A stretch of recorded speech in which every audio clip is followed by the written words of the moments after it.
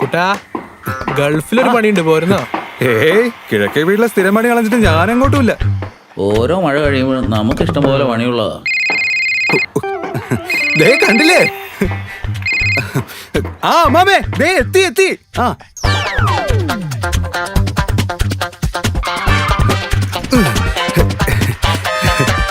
കുട്ടാ എങ്ങനെയുണ്ട് കുട്ടാ അക്വാസ്റ്റാർ മഴവെള്ളപ്പാത്തി?